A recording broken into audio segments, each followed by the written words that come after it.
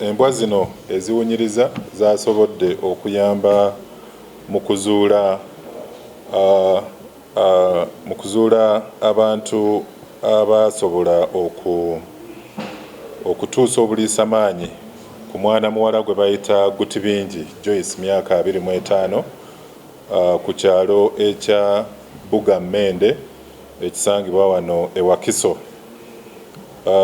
Omukyalo ono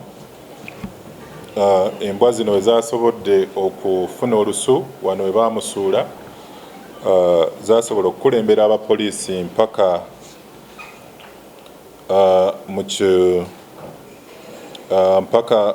mu maka g'omusamize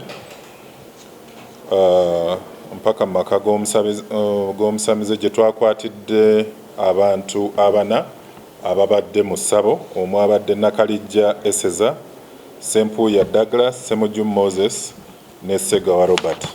Bano be basangiddwa mu kitundu ekyo. Download the app on App Store or Google Play Store now. Vision Digital Experience, the future of media.